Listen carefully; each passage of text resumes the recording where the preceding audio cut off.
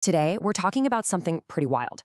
It's an economic move that can suddenly make your vacation way more expensive or change the price of your groceries, all because of a single government decision. We're talking about currency devaluation. So let me ask you something. What if one day the money in your wallet, the money in your bank account, just bought less? And nope, I'm not talking about the usual story where, the price of gas or bread goes up. That's inflation, and that's a whole different beast. No, this happens because your government literally makes an official call to say, hey world, our money is now worth less. And that deliberate act is exactly what we're going to break down today. So let's dive right in. What is devaluation really? Let's get to the bottom of this official government act of weakening a currency. Okay, the most important thing to get here is that this is a deliberate, intentional action.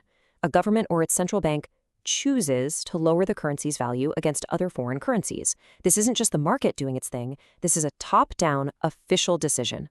Let's make this super simple with an example. So yesterday, let's say $1 could buy you 100 units of your local currency.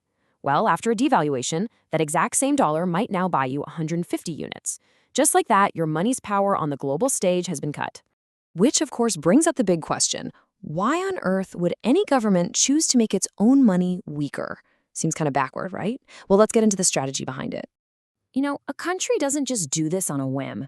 There are usually some very specific goals in mind. The big one is making the country's exports cheaper. If your products suddenly cost less in dollars or euros, you're probably going to sell a lot more of them. This can also give a nice boost to local industries and help close a trade deficit. But right there, that's the fundamental trade-off, isn't it? On one hand, it's a huge plus for your exports. Your country's stuff becomes way more attractive to the rest of the world. But on the other hand, it's a major minus for imports. Suddenly, everything you buy from other countries, your phone, your car, even certain foods, just got a whole lot more expensive. Now, a decision this massive doesn't just happen in a vacuum. Oh no. It creates a powerful ripple effect that can touch almost everyone. Let's look at how devaluation actually impacts daily life and the economy as a whole. What happens is that it tends to kick off a chain reaction. So first, the government devalues the currency.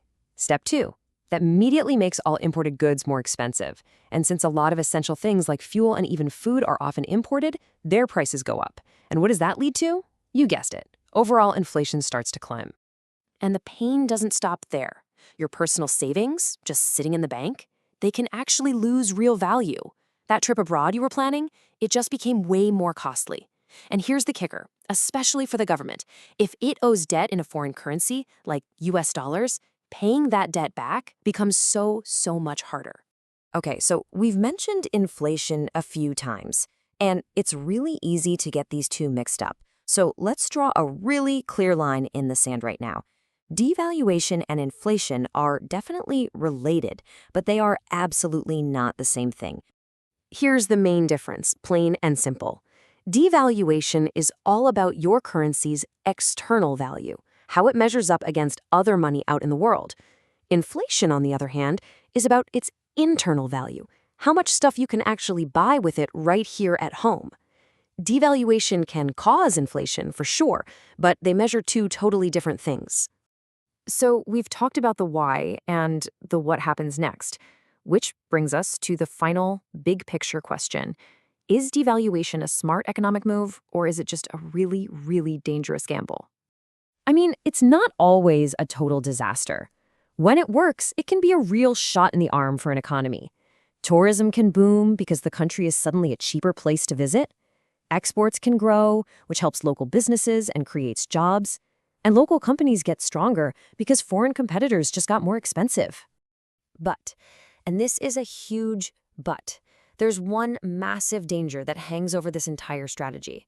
The single biggest risk of all is losing trust. Because when it comes to money, trust is literally everything. Here's a pretty good way to think about it. Imagine your country's currency is like its score in a massive global economic game.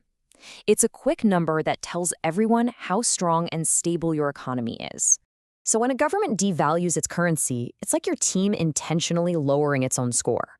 Sure, it might give you a weird, temporary advantage in one part of the game, but it's basically broadcasting weakness to everyone else who's playing. So the bottom line is this. Currency devaluation is when a government deliberately lowers its currency's value to try and make exports cheaper and imports more expensive. It's a tool that can help trade, but it comes at a direct cost to its own citizens' purchasing power. And that really leaves us with the central dilemma, the question that governments and economists are always wrestling with. Is that potential short-term boost to trade really worth the massive long-term risk of people losing faith in the very money we all have to use every single day?